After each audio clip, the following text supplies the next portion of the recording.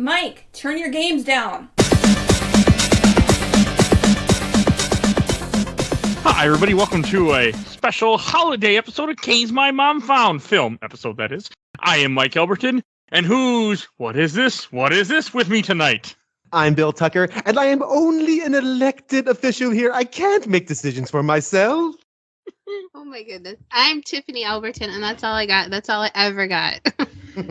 Hello, I'm Levi. I'm joining in because I'm a little bit of a Nightmare Before Christmas nut, and hopefully that will help me have something to add to this. Hey, it's always good to have three people that like something and one person that doesn't like it. So, hey. I can't even. I don't know why. I fraternize with you, sir. I don't know. I don't either. I'm on the board. That's nice. That's nice. So, one thing I do want to point out is I have actually never seen this movie before all the way through. I only know who Jack Skellington is in characters because of Halloween Town in Kingdom Hearts when I first played that. That was my first. Sacrilegiousness. I know this movie. Like I know of it. I've seen people talk about it. I've sold the merchandise to people. Like I know of it, but I've never actually watched it. At some point, so many years ago, I turned it on, started to watch it, and turned it off pretty quickly because it irritated me immediately. He decided stop motion was not for him. It's not stop motion. It's a horror movie. It is not a horror It's movie. terrifying. Oh my lord. The guy has one character has his eyes sewed shut, and this is Halloween. This is Halloween. Like, it's terrifying. Young Mike was like, screw this. What does older Mike say? I wanted to turn off the movie. Yeah. Multiple times I looked at the thing. I'm like, how long we got left? Oh, God, only 20 minutes? Oh, man. That's true, though. He, hit the remote. He was like, oh, my God.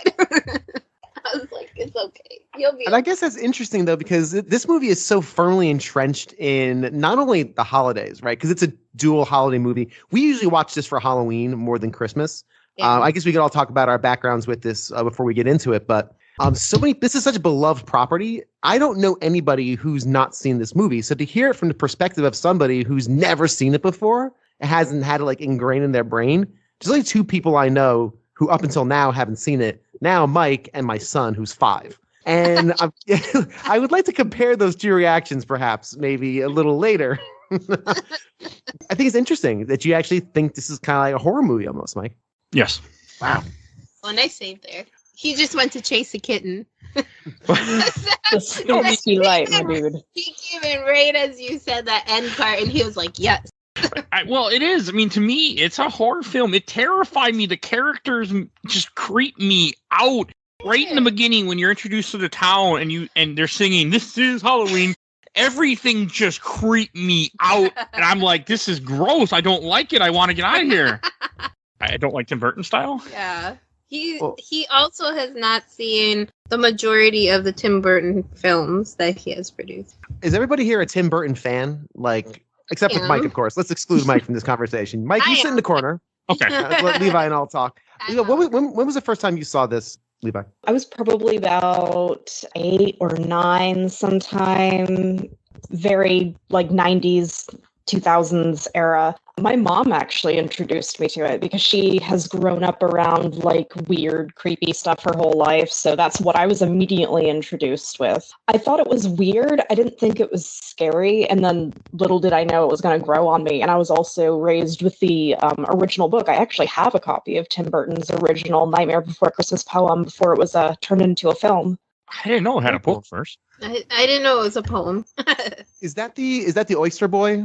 Do I have that? No, that's what is it called? The World of Stain Boy. That's what that one was. Okay. So just for context for Mike, who isn't a big Tim Burton fan, as we all know, Tim Burton's a weird dude. He's a very strange human being. He also wrote a lot of these. These are collections of these little short stories in tiny vignettes.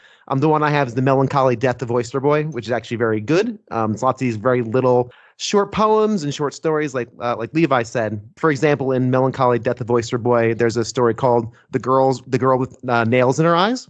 And accompanying that is a picture with a girl with nails in her eyes. And it's scary, it's creepy stuff. But Tim Burton's always been macabre, but playful. Playfully macabre is kind of how I've always put his work. And Nightmare Before Christmas falls straight into that wheelhouse for me. I mean, he was playfully macabre, I think, up until he started doing his Alice in Wonderland movies. And then also his Charlie in the Chocolate Factory adaptation. Those were a little too, like, I don't know, bright and trippy and weird for me. To me, they always felt like Tim Burton trying to be Tim Burton. You know, like if somebody else was trying to do a Tim Burton movie, that's what it would look like. So he's kind of parodying himself almost, which is weird. Not to get into a Tim Burton conversation, because he had very little to do with this movie. He did not direct this movie. He did not direct this movie. He didn't write this movie. He didn't do this. Obviously, do the score. He kind of, at that point in Hollywood, he was one of the biggest directors in Hollywood. And but he shouldn't have been. Well, no, he should have. He was putting out banger after banger. I mean, I don't know. I couldn't believe because I actually watched the background information on the movies that made us about Nightmare Before Christmas before I actually seen the film. We watched it again after we watched the film. And I was really surprised when I found out that Tim Burton, because I always thought, because I never watched this movie, that Tim Burton directed this movie. It's a Tim Burton movie, and find out. Isn't the official title Tim Burton's A Nightmare Before Christmas? Yes. So that's why I always thought that, because, why would you put someone that didn't have anything really to do with the movie on the cover? But, it was marketing. His artwork. It is his story. It's his story, and it's his artwork, and it's all inspired by his. And he came in and looked at it and said, good, and they moved on. But he had very little to do with the movie, other than, of course, the inspiration and kind of that art direction. I couldn't believe that here he takes on the project to make Nightmare Before Christmas, then gets offered Batman, says, screw you, I'm going to do Batman, I'll see you later.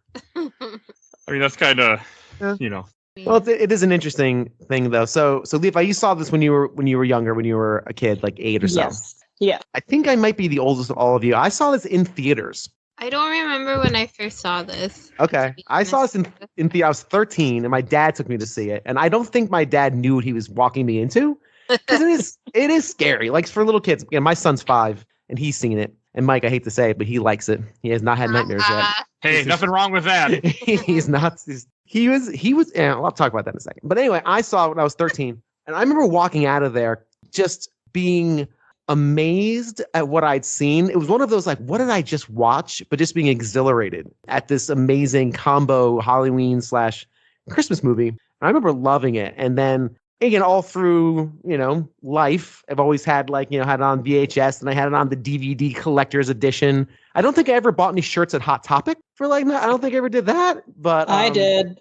I'm part of that crew. I would say no offense if you did. I'm sure I was tempted, but it's a there must be a Jack Skellington chain wallet or something in my closet somewhere. I'm sure, can't imagine not. But anyway, I have a long history with this. I've seen this movie easily well over 50 times, maybe close to 100. Every year I watch it. I've seen it 3 times this year because I have a child, and he likes it now. He loves to sing the songs over and over and over again, you see. So, yeah, that's my history with it. I never want to watch it again. That's what I got to say. That's what he has to say. I actually do own one Jack Skellington thing. I have the Disney Infinity little figure of Jack Skellington somewhere in this house. That's neat. Yeah. I think if I would have bought anything, I would have bought the Funko Pops, but I never bought any of the Funko Pops. I didn't buy any of the merchandise. I don't know why. I just didn't. I think it's hilarious that we've got free people here that are just like, oh, I don't really own merchandise. And then there's me with a collector's edition clock that's worth a few $100. Whoa! A few $100. A Sally bus. Nice. Things. I love that. I love that. That's really cool. I just don't collect things because I have children and they take all the space everywhere. I have no room for things. Fair enough. That's probably awesome. I'm sure it's cool. I feel like I don't think I said what we were covering when I started this episode, did I? Well, I mean, it is in the title of the podcast. It is. I'm assuming. I didn't say the year. We've said the title of the movie several times. Okay, but I should say the year. It came out in 1993. Yes. Nightmare Before Christmas. Tim Burton's The Nightmare Before Christmas. Honestly, I think the only reason why they got away with this movie was that it took place in a 5-year span where Disney did some dark films. Because that was their time span that they released Hunchback of Notre Dame, which we all know it went down in hellfire. Yeah, that wasn't great. That's not a typical Disney movie. Yeah, I think it's the only, because I was watching through it again because I hadn't seen it in years. I was watching through it again today and I was like, wow, there's actually some really dark hidden stuff in here that you won't pick up on if you're a kid. Yeah, it's been forever. I remember that just not being well received. Maybe seeing it once. I don't remember much of it. And when did that come out? When was Hunchback come out? Hunchback was either 1996. I'm pretty sure it was 96 or 97. One of those two. Yeah, I just looked it up. 96. Yeah, that's strange. Huh? Very interesting. I mean, it's not a happily ever after story, so it didn't do as well as Cinderella and whatnot. I mean, this actually ends up being a more happily ever after story, I'm assuming, because this actually has a happy ending in the end. Sort of. Yeah. Santa saved the day. Santa saved the day. That was like one of my favorite parts where he's like, "Listen, Jack, I'll fix it, but don't ever do it again. You stay in Halloween Town." This movie has weird themes. This is also a weird movie where the villain is the main protagonist too. You know, My son, my 5-year-old, today actually, it was yesterday or today. He goes, "Daddy, Jack was really bad, right?" And I'm like, "No, see, son, Jack made a bad choice. He had the best of intentions. Jack had the best of intentions, but he went about it the wrong way. Instead of maybe asking Santa if he should be a part of it, maybe a collab, my man, he decided to take things over and do it his own way. But it's hard though, because I want like my son to like do things his own way, like be bold, get out there, you know. But this movie, really, the theme is stay in your lane. You know, Jack Skellington's basically on a midlife crisis, essentially. That's what he is. He's having a midlife crisis, and he's kind of like, should I buy a Ferrari or should I invade Christmas Town? you Right? should start a podcast as midlife crisis. It's basically That what was- you. That's that right. was Mike's midlife. That's right. But anyway, it's got some weird themes in this, and we'll go through it. But I don't think he's a villain, though. That's the thing. He screws up, but he has the best of intentions. His moral compass is He's pointed in the more right place. of a But just villain. go ahead. Sorry, Tiff. Isn't Boogie Woogie? Oogie, is it? Oogie Boogie. What's his name? Oogie Boogie. Oogie Boogie. He's more. That part confused me because he was like, "Oh, we're gonna take down Jack and blah blah blah," and then suddenly he's like, "Jack's alive! Oh my god!" Well, it's much easier to beat the protagonist of a movie when they're already been killed some other ways. The villain has whatever the hell he was has less time. I mean, and can I get an amen from the crowd on Oogie Boogie? How that's like a top 10 character design in the history of animated cinema. I adore Oogie Boogie. He is my favorite character. I want to cosplay as a giant burlap sack dancing around full of bugs. Honestly, yes. I'm so super into Oogie Boogie. My I never favorite. knew. Mike understood the Funko Pop. Yeah, there's a behind Funko that. Pop, like a special one, like box lunch or somewhere exclusive where he's just full of bugs. And I'm like, what the hell? Oogie Boogie's a big guy in the sack. That's what I thought in Kingdom Hearts. And then it turned out that no, Oogie Boogie's a bunch of bugs, I found out. Yeah, it's great. I just, it was everything with this movie just creeped me out so much. Like the beginning, I was saying before, when they're singing "This Is Halloween Town," I wanted to turn off the film right there. So I'm assuming at some point when younger Mike tried to watch this, he just turned it off when at that point. As soon as you heard the wind whoosh. I don't know what it was, because I remembered some of it. Some of it was there, and I have made an effort to watch movies that I haven't seen before, especially cult classics I try to watch. This has always been one that I'm like, Later. Reanimation's not a cult classic. Reanimation's just a piece of garbage that somebody made me watch. So great. And Patreon made me watch. Actually, the only reason, I didn't say at the top of the episode, the only reason we covered this is because it got voted in our Patreon poll. You can go Yeah, they helping. So what do you like? Nightmare Before Christmas or Elf better? I can't believe I'm going to say this, but I'd rather watch Elf. I knew you were gonna say that. Elf made me feel good. This movie creeped me out, and I just wanted to get away from it. It's just baffling. He's just baffling. I I mean, agree. look, okay, you know what? Everybody has their opinions. That's cool. Hey, I'm allowed to have wrong opinions. That's why I have a podcast, so I can take my wrong opinions and shove them to the world. The thing I do want to say, like the whole like This Is Halloween Town, like it's just a very creepy setup with all these different, but it does a good job of setting it up, like, you know, explaining you the basic of the story of, you know, Halloween just ended and Jack is the Pumpkin King, and that Jack is this character that, you know, is in charge of Halloween and helps make it happen. Like you do have a couple cute moments early on with the mayor being like, "Oh, it's time to start planning for next Halloween. We have 364 days." Like there are some cute moments like that, but like everybody's just so weird and gross and ugly and terrifying. It's Puppets. Halloween Town. I don't like Halloween. I know. But I don't know if I would say gross. They're scary. It's scary imagery, but it's kind of painted with this almost light, almost childlike brush almost, right? It's like Yeah, I kid was gonna scary. Say that too. It's spooky. It's spooky, not scary. Yeah. It's not. It's definitely not like Nightmare on Elm Street scary. Like, where are you coming from with it? It's scary. See, Nightmare on Elm Street doesn't bother me because you have a killer. Like, I like stuff about serial killers and all that. That doesn't bother me one bit. But for some reason, a bunch of singing puppet monsters make me uncomfortable. I got nothing. Like, I can really watch stuff like true crime stories, documentaries. Doesn't faze me one bit. I see a bunch of puppets singing, and I'm like, oh, get me away from here. I got nothing. Levi, how do you feel about the open of this and what it does for setting things up? I honestly love the opening. I've paid attention to it, like especially earlier today. The amount of detail that they went into and the camera angles that they went through to get everything to look right, doing all of that for stop motion is impressive. And another thing that's absolutely wonderful, you don't really know this unless you've looked at the book. It's only like a few pages, like a little kid's children's story. A lot of the monster designs are actually taken from drawings that Tim Burton did of like monsters in his book, which I thought was really interesting. That is cool. I knew there was a lot of inspiration from the book. And my son pointed this out today, when we watched it today. He pointed out the initial shot when it's diving in, the wind is whooshing, and there's a scarecrow with a pumpkin on his head kind of pointing you towards Halloween Town. Is that Jack? Because then you see the scene when Jack is in that looks like Jack jumping into the, lighting himself on fire and jumping into the pool. Is that initial pumpkin Jack? Because my son's like, oh no, that's Jack. And my wife and I were like, we've seen this 100 times. Is that really it? So what's interesting I don't know. Is that like with how there's like Santa and everything, and it's kind of implied that all of these people who are leading these areas are supposed to be like undying eternal beings. There's a lot of different like old stories and mythology where they describe very tall, very thin.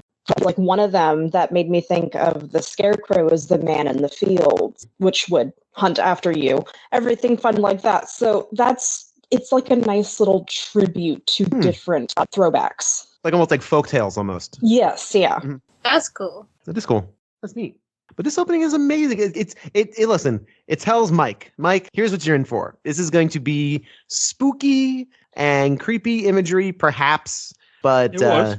Yeah, and it kind of lets you right in, introduces the characters very well. Again, I think Jack Skellington, his design is just flawless. It's a flawless design. It's amazing how emotive it can make. The animators made a skeleton, right? Like it's a triumph of just, and even like Levi said, we could say this all the way through. The fact this is all done with stop motion photography is amazing. Gobsmacking. It's nuts. Like, nuts. I can't even imagine doing that. I'm making an entire movie like that. I kept thinking like, oh my gosh, this is a scene where he pulls something out of a pocket. That probably took 3 days. But that and the attention to detail is insane too. They said it took them like a week to do a couple minutes. Yeah, that too. Behind the scenes.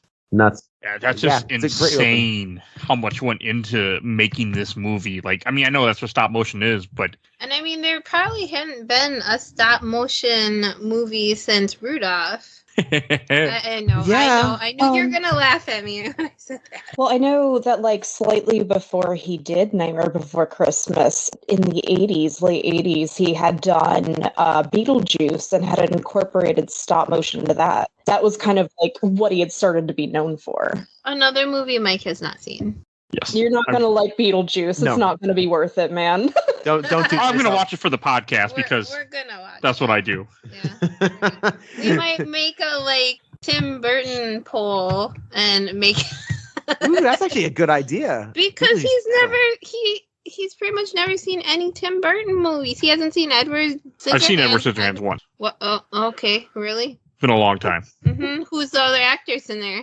Winona Ryder. besides that? I got nothing. That's Johnny Depp and Winona Ryder's all I know. That's what I thought. But no, that's the only one I've probably seen. I stay away from most of those movies. Did Tim Burton do Sweeney Todd? Yes, he did. Yes, he did. I gotta see that again. Sorry, we're gonna get off on Tim Burton conversation. Yeah, that's I fine. remember not liking it, but I think I would like it modern. I also didn't like the songs in this either. That's it. I'm leaving. You dare disrespect our Lord and Savior, Danny Elfman. The only song that was okay for me was "What's This? What's This?" And that's only because I would do the same thing. What's this? What am I watching? Why? What's this? So I felt the same way he did. except for the whole movie. I can't. How do I listen? You know what? I can't. You really broke me with that. My son has wanted nothing but Nightmare Before Christmas music since Halloween, since we last watched this. I'll just tell you the very quick story of his introduction to it this year. We're careful about what my son watches only because he's very sensitive. He's very, very sensitive. He scares easily. He's just sensitive. So we sit him down. We're like, we really want him to watch Nightmare Before Christmas because we love it. It's our family tradition. We sit him down, my wife and I both. He watches it. And he's like, you can tell he's scared, but he's excited. He didn't freak out. And he had no bad dreams the next day. He asked a lot of questions, like really good questions, like the Jack Skellington one. And, was this real? Was that real? No, so it was all just, all pretend. It's fun. And then he wants to hear the music constantly. The 2 days later for Halloween, our garage to our house, we back into like a large alley where like all the garages in our street kind of back into this one area. So we played Nightmare Before Christmas on our garage wall. I had a projector and just played it there and let everybody come over and set up chairs and hang out for Halloween. And that's why we had him watch it beforehand, because I didn't want him freaking out and screaming in front of all our neighbors. You see, we had to make sure that was vetted before that happened. And he's watched it twice since then. Again, we listen to music constantly. The music is so other than Mike. So Mike, you sit in the corner. Okay. Just hang out for one. Go take your dunce seat, Mike. That's it. Well, it's not a shame seat. You're allowed, but I mean, I'm going to ask what everyone's favorite song is, and clearly you have none. So let's. What's favorite? What's that? Mike's gonna be like the last song because that's how he knew it was over. That's the. I was happy when it ended. Yes. What's everyone's favorite? Tiff, I'll start with you. I'm not sure. Okay. I like them all. I'm not sure if I have a favorite. Okay. Levi. Okay. 100% Kidnap the Sandy Claus. Okay, interesting. All right. I like Kidnap. Why? Why do you like that? The absolute chaos of these tiny little gremlins. And not to mention that they go through all these ways. Oh, we could kill him this way. We could kill him this way. Just to show up at his front door. Conversation had to happen. Anyway, I love it because they were over dramatic, and the way that you get to see their characters lock, shock, and barrel more fleshed out in that one instant. Like the fact that you can tell that Barrel's just along for the ride, and he has one brain cell, but he's not responsible enough to keep track of it, so the other two do. And it's clear the girl in the group, she is the leader by far, and she has three brain cells. She has three. Yeah, I hate that song. That song creeped me out so much during this movie. I was like, this is It's a good song. I love when it goes up like that. Goes like that up that third, like oh, great! It's great. I'm an Oogie Boogie. The Oogie Boogie song is just such a bop. I adore that song. And as a song, go ahead. I'm sorry. Lock Barrel. Is it Lock, Stock, and Barrel? Because I think they were a mini boss in Kingdom Hearts. If I remember correctly, they were a boss. It's been a very, very long time, but I know they're in that. That's how I knew who they were. Okay. That's my only experience with Nightmare Before Christmas was the Kingdom Hearts level where you have to go to Halloween Town. I remember being like, this means nothing to me. And that was I didn't know they were I'd never played a Kingdom Hearts game before, so I didn't know that. But that's, don't need to. I don't think I do. That's cool. So we have a Kidnap the Santa Claus. And Mike, if you had to choose one, just to be like, all right, this one at least was palatable. What's this? I did enjoy partly when he goes to the Christmas town. What's this? What's this? And you had all the elves that look scary too for some reason, making the presents and everything. I did enjoy that. I actually liked when it was in Christmas Town because it was happy and it was friendly and it wasn't terrifying me and beating me up and making me want to turn the movie off. I don't know. Everything. The elves were pretty scary. They were, but everything with Christmas Town bothered me a lot. Christmas Town, at least, was palatable. I'm like, okay, I can handle this. The song is fine. It was amusing. I thought for sure he was going to kidnap Santa right there. He doesn't. He leaves with a big sack. But that was the only part of the movie I didn't mind. That's it. Cool. All right. So we got to the point where he's emerged. Jack Skellington's emerged from the pool of green goop, and he's kind of emerged, and everyone's applauding and cheering him. This is the point where we get the main theme of the film, which is Jack is an amazing at what he does, but it doesn't make him happy anymore. And he's just trying to work this out. This leads into that long walk in the graveyard to this beautiful, beautiful song. It is. I'm sorry, Mike. It is. And you guys are very much allowed to enjoy this movie. I just didn't. I wanted. Why am I surprised? I shouldn't be surprised at this point. How many movies have I seen with you now, Mike? What, over 30? It's over 30. Yeah, I'm pretty sure. Well over 30 at this point, and I should not be surprised. I wanted to like this. I went into it excited because I had purposely stopped making myself ever watch movies. I have Disney Plus, so I could have, because I'm like, I'm going to record a podcast about it, and I want to go into it blind. I want to have that first take. Yes, that's fair. And I agree with that. I wasn't. So I actually was excited to watch this. I actually voted for it in the Patreon poll so it would win, because I'm like, I want to cover it. I want to see it finally. And I was very surprised at how I felt. You became the very thing you swore to destroy. I mean, hey, this show, sometimes you get surprised. Like, sometimes I watch a really good movie like Avengers and hate it. And then sometimes I watch a terrible movie like Iron Man 3 and like it. So you never know what my opinion is going to be on this show. Yeah. That was just a terrible movie. No, it's a good movie. Reanimators. Yeah, okay. Levi, are you aware of the whole Reanimator thing? We keep bringing this up. I feel like it's being brought up Yes, every... I did listen to the Reanimator episode, and I watched Reanimator, so I know exactly what you all are talking about. There we go. Okay, good. Well, I do have to say off fan. topic, but because of Reanimator, I can always pick out Jeffrey Combs now. He's in a bunch of Star Trek Deep Space Nine episodes with like 3 or 4 different characters, and I can always pick him out as soon as I hear that voice now. I'm like, Jeffrey Combs!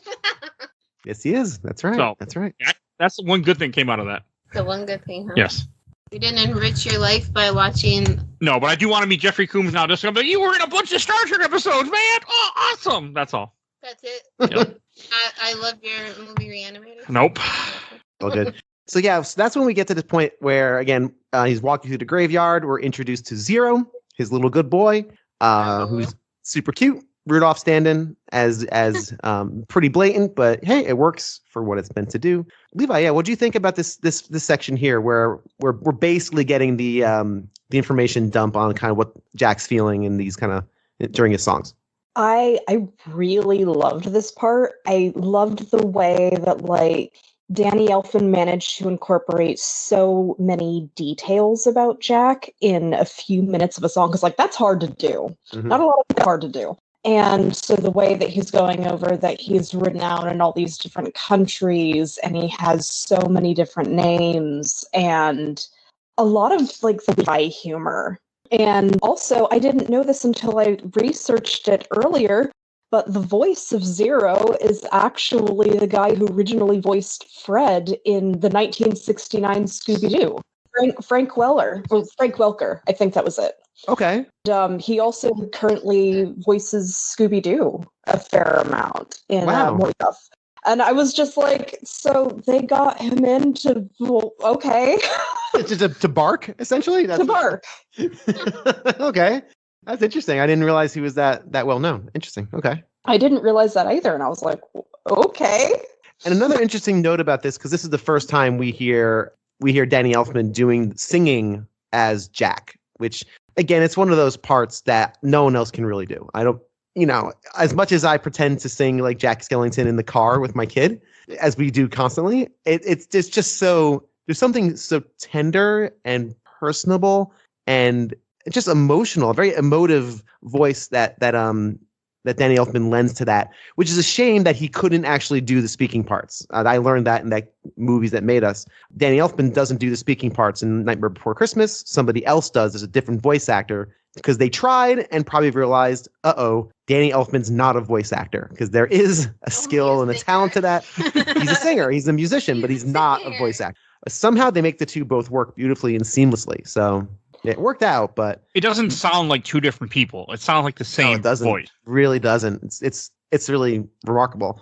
But man, when Jack sings, that's when you really see into his heart and his soul. And that's what I think is so beautiful about these moments, because he's just by himself, just wandering this graveyard. And again, giving us the information, but also working things out for himself. He's a really good character. And his experiences, him finding the trees and all that, I enjoyed the way he was. I just didn't enjoy anybody else other than Sally. I did like Sally. Sally's great too. I think one of the... Oh, sorry. You were about to say something, Tiffany? No, I was just wondering what Mike liked about Sally, that he hated everyone else. She wasn't terrifying. Even I didn't like it when she pulled off her limbs and stuff like that, but she wasn't terrifying. Okay. I'm sorry. Go ahead, Levi. I think one of the reasons why we got such a great performance from Danny Elfman singing and everything as Jack was because it was his music that he wrote. Like for Broadway plays or for musical movies like this, it's one person that writes stuff and then they just hand it off to the cast and crew and then they kind of give their take on it. But we were getting whatever Danny Elfman wanted to portray.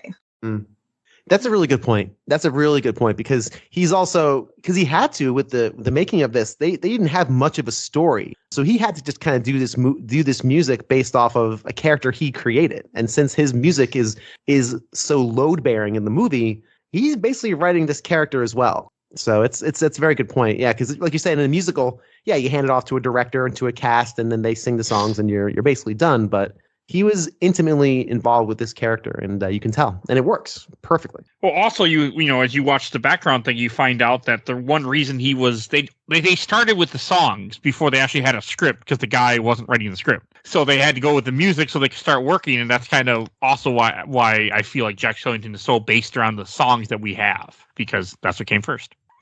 Yep. It's also like one thing that it's kind of about the movie is like also the fact that the director Henry Selick is almost never mentioned. Like I didn't even know who the hell he was at all until the documentary, you know, that talks about behind the scenes. That, you know, you just never, because he's not mentioned all. I mean, yes, it does say directed by this guy, but as someone who never watched the movie before, I never even heard of him until the background thing. He also didn't do very many, I see. And I didn't realize this until I saw that documentary that's out there right now, that Catherine O'Hara does Sally. That blew my mind. I had no idea. Who's Catherine O'Hara? Oh, that name sounds really familiar. She also voices Shock. Oh, she does? Okay. Yeah, she voices both the little girl in Kidnap, the Santa Claus that you didn't like. Oh, okay. In the song you didn't like. The character, one of the characters you wouldn't want to be locked in a room with her.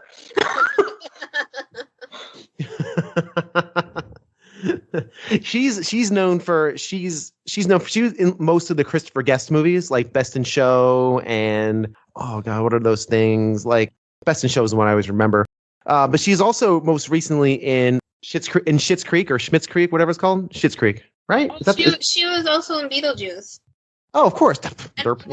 Yeah, she's in Beetlejuice. Babe. Oh, okay. I'm not a fan of that movie either, so. Yeah, she's in Schitt's Creek. She's incredibly funny and really, really good.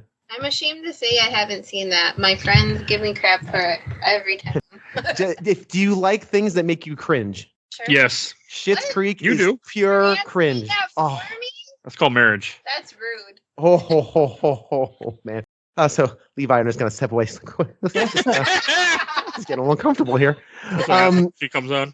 Anyway, not to get off on a tear, but Schitt's Creek is fantastic. It's extremely cringy. It's very beautiful, but it's also got a lot of heart, and it's really, really, really freaking good. Okay, we have to watch it next. Okay. I don't know, like, I also feel like as you get throughout the early part of this movie, or in this movie in general, I feel like Sally has also a very good growth to her character, and I like the way that she is. She didn't, even though the first time you meet her, she pretty much killed the guy that created her, tried to kill him, even though it didn't work because he just fell asleep. Because apparently when you digest poison in Halloween Town, you just fall asleep. Frog's breath? You taste it first. That was funny that she had a spoon with holes in it in her sock that she pulls out, and then that was funny. I'm like, I don't know, I just liked her, even though like he kind of didn't go for the spoon again. He was just like, go. He's hungry. He's hungry. I didn't like him either. I didn't like Dr. Finkelstein or whatever the hell his name is. For not liking him, you got his name right. Yeah, really, I wouldn't have gotten it. He creeped me out. Like, what did not creep you out? Jack Did not creep Even you out? Santa creeped me out. He had little hands and he was ugly and he creeped me out. Everything but Jack creeped me out. The Christmas time people creeped me out. I'm not gonna lie. They're creepy. The little elves looked like they were ready to turn around and murder you. Like They were. Everything in this movie was. One of my oh, sorry, I didn't mean to interrupt you, Mike. Hey, nothing good to say. No, go ahead, please. One of my favorite little tidbits. So I actually know someone who professionally works with herbs. And I found out that if you take deadly nightshade in a way that can't kill you, it will actually get you super high, like that weed high. So all I can think of now whenever I watch this film is after he drinks the potion or the soup, with Deadly Nightshade in it before he passes out. Poor dude is just having a time.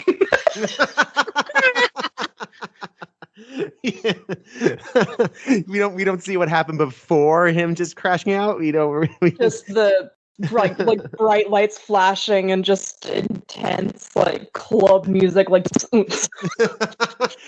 Sally, I can see my feelings. Sally. That's awesome. I had no idea. That's interesting. I did not know that either. Cautionary tale. But yeah, but we haven't gotten to the point yet where I think we're kind of bouncing around a little. We are bouncing around, even though I said we weren't going to do that. Well, guess what? Surprise! Well, we did it. oopsie poopsie. Because we haven't gone, because that happens after Jack goes to the Christmas town, right? Or no? Yes. Yes, yeah, because I have my notes. What's this? What's this? And then you have the Sally stew, and then I have the holy spoon in my notes. Okay. I also like the way that they go between worlds. It's a bunch of trees with doors and trees that are in different shapes of wherever the holidays are. And then they kidnap the Easter bunny. Yeah, that was kind of funny. Come on, that was funny. Not kind of. It was funny. Why wasn't the bunny? I thought Easter bunny's supposed to be Australian. Yeah, I know. Wrong movie joke, but yeah. If you haven't seen The Guardians, please see The Guardians. Rise of the Guardians. So what do you guys think about, so let's camp out a little bit on Christmas Town, because obviously this is the only real, other than the getting ready for Christmas montage, it's later on. This is the Christmas part of our Christmas movie, because everything else is Halloween, let's be honest. And there's obviously holiday imagery and Christmassy things going on, but this is like, and evidently, and correct me if I'm wrong, because I saw the documentary a month or change ago. This was the scene that they finished first, or the sequence they finished first, because they wanted to sell the fact that, yes, this is a Christmas movie.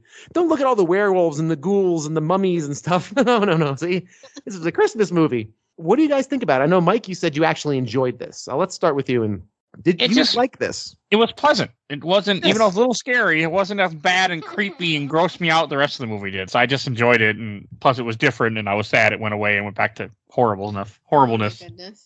What about you, Tiff? I don't think I probably enjoyed it as much as Mike, apparently. But like I said, the little elves and children are they elves or children? I was a little confused by that. Children elves, I think. That might be. Children Well, elves? as you remember, an elf, elves just don't, they live a long time. You remember it took Papa Elf 190 years to become Master Toy Maker? But they creeped me out. They generally creeped me out. And I was like, this elf's going to murder me in my sleep. I got to go back to Halloween Town.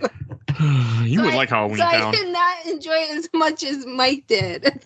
But, yes, it's the most cheerful scene we have, I guess. I'm also suffering elfitis from watching Elf 3 times, and I've apparently like Elf's better now. Elf's a good movie. Elf's a very good movie. What about you, Levi? This scene is absolute chaos, and I'm actually just living for it. Just like a little kid in a candy store, honestly causing the most disruption, going into people's houses. We see later he basically committed Grand Theft Auto with a snowplower. I love it. Complete with his little steampunk writing glasses, which exactly. I adore those things. It really makes me smile every time I see him. You nailed it right there. It's got this childlike joy to it. It's like watching a kid experience things for the first time. And that, again, as a dad of a 5-year-old and a 1-year-old, watching them experience things I'm used to and kind of just gotten bored with, watching them experience that for the first time is really fun, because that's what that is like. It's just that kind of wild, what's this? What's this? And it really does capture the energy of a kid just devouring all the sensory craziness that could be Christmas or a holiday display or whatever it is, right? Christmas trees, Christmas presents. I need this, I need this, I need this, I need this. And just the chaos, like you said, Levi, is really great. So it's so joyful and fun. And this is this might be a top 10 sequence in like animated movie history, because it's just so beautiful and joyful and energetic. It's great. I did like the scene how after Sally ends up trying to poison him and escapes, he locks her up at one point. And then her way of escaping is she jumps out the window and her arms and legs fall off. She puts them back together, sews them back together, and then takes off with her little basket for her date with Jack that she was trying to set up. That's how that did amuse me. Yep. I look over at my son when he watches that, like, Will, don't try that. It won't work. Oh, won't work. Won't work. Sally said, "Yee." And then at one point you see Dr. Finkelstein trying to make a new Sally. Does that never goes anywhere, does it? Because he's starting to make her, and then he just doesn't do it, if I remember correctly, right? No, it does. Yeah, it pays off at the very, very end. He's got new Sally wheeling him around in the snow. Oh, I didn't see that. You'd probably clocked out by that. Yes, I did. I honestly never saw it. I'm like, wow, they didn't pay that off at all. But okay. Yep, which is nice too, because and again, we're now fast forwarding, but that's okay. That's fine. like that's signal for us, the audience. Sally's free. Sally's free to do what she wants. She doesn't have to be beholden to Dr. Finkelstein because he's got his new servant, I guess, or new creation. We'll just say that. And yeah, cool. I didn't get the scene where after Sally goes to talk to Jack and he's getting ready for Christmas, she ends up having that vision after she picks the flower of the tree that lights on fire. I didn't really get that, like why she's having a vision. Foreshadowing. Maybe she'd actually slip some of that deadly nightshade. Yeah, that's what I'm thinking now. You see her taking a little joint, like she's super used to this shit, but she knows his old man can't handle it. The tiny bit that she. Part of me wants to Google, is nightshade illegal in Minnesota? But at the same time, I don't want to Google it because I don't need the FBI to go, what the hell is he Googling this for? So nightshade is actually a really common plant in most states. It's actually an invasive plant. I have nightshade growing in my backyard right now. And yes, it is deadly. Oh, interesting. Okay. Huh, okay. And no, I do not use it for anything. I'm not smart enough to use it for something. Yeah, right. Yeah, you need to have a basic alchemy.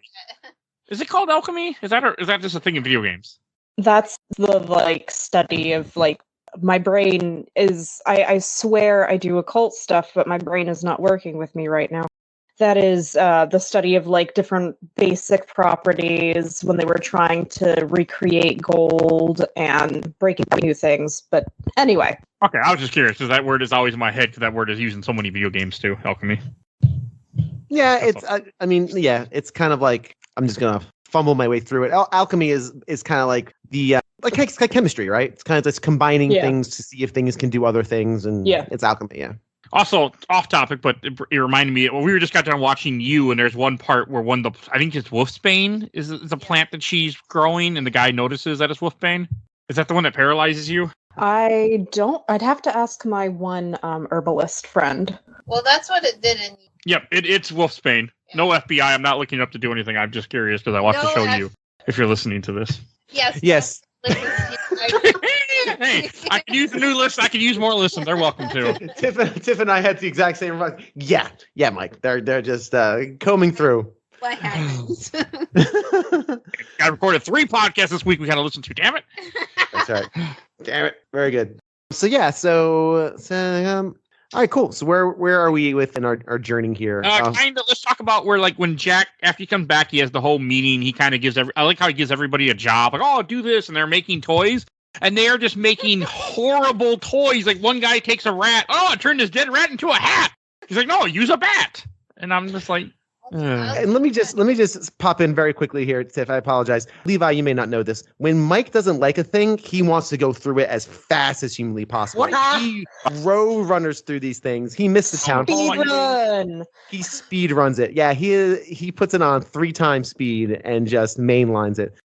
We missed the whole town meeting, which is very pivotal. It's really important for the character of Jack, which really is why I tell my son. Go ahead. Sorry, Tiff. Please rewind and go through that part.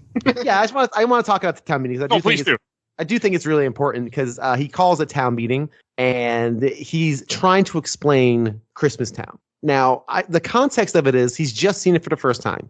He has no background on it. He has no history on it. It's as if you went to a foreign planet and they had some sort of weird celebration, and now you're trying to explain it to everybody else with as limited information as you possibly could have. Some doodads, a bad Christmas tree, some ornaments, and wrapping paper. That's what you got, right? And you're trying to explain this. But the one thing he does have is how he feels. He knows how he felt when he was in Christmas Town. So he's trying to get this across, and no one is getting it because he's speaking one language and they're speaking another. And that frustration, that tipping point there where he says, well, at some point I just got to give them what they want. And he turns it into this thing that they understand, which is fear and scary and Halloween.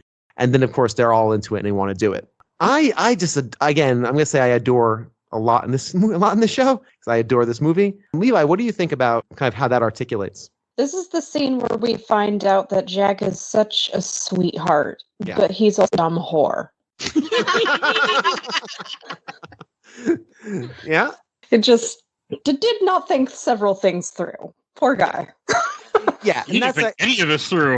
No, he was feeling, he wasn't thinking. And he, as much as he tries to dissect, and again, as we go on in the movie, you see him trying to like analyze it and scientifically figure it out. And he just can't, because the magic of the holidays, if you experience that or enjoy the magic of the holidays, whatever that means to you, is a feel thing. It's not necessarily in the lights and the presents and all that. It's different for everybody. I always approach that cautiously because there are people who really just don't like the holidays for variety of different reasons. Totally get it. I'm a big Christmas dork, so for me, I'm just a big, just mainline candy canes into my veins for a month. I just, please, I need more of this fake nonsense. So yeah, I think it's a really telling scene because again, like you said, Levi, it's he wants to share this so much, and he's got such a big heart about it, but he's just going to go about this the wrong way. He has the most I don't know, I just work here energy, but he's trying to pretend like. Yeah, that's a good point. That's a great putting it. That's a good way to put it. I know that feeling. Seriously. The town meeting was interesting. The mayor was another character that creeped me out because like he can change his face. I don't know. I thought he was gonna be a villain too because he's an elected official, and usually politicians are evil in stories and real life. So this was before that real life. So that's how I associate politicians. Well, that's why I like my opening line is like, I'm only elected official. I can't make decisions for myself. I think the mayor is the most relatable character because with a slight inconvenience, he just has a whole breakdown, and that's really relatable. I dig that. Super into that. I don't know. Just like all the toys they were making were so like disgusting to me. You don't want a headless something. No, I mean, there's a part I don't want to jump ahead, but there's a part I want to mention later. But like when you had Jack reading Christmas books, I did like that because it shows you like how quickly he was able to read and absorb all this information about Christmas, and I feel like he didn't even know it existed until he wandered into that town.